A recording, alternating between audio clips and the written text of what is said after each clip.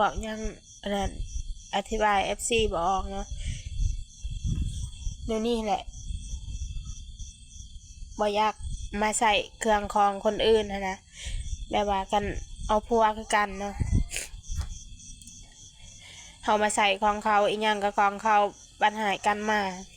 เขากะไล่มาโหลดว่าเจ้าบ่มียังจะมาแต่โตนะหายกันมันเป็นนั่นทุกคนนะผู้ชายแบบว่าตอนหายกันนั่นโอ้เจ้าบ่มียังมาแต่บ้านเจ้า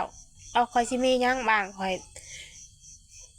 อยสิเอาดินเอาดอนมาได้บ่เอาอันนั้นอันนี้มานะรถว่านะ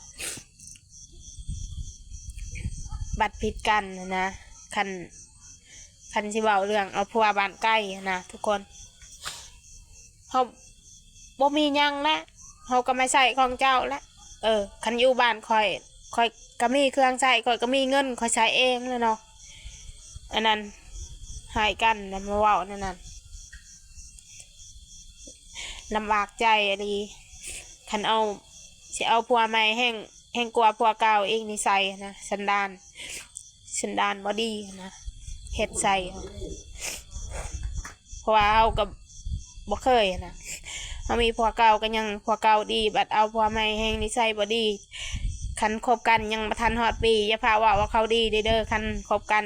2-3 เดือนนี่อย่าพาว่าเขาดีจะหูหรือว่านิสัยเขาผู้ชายนะคันว่าสิเอาเรื่องเอาผัวใหม่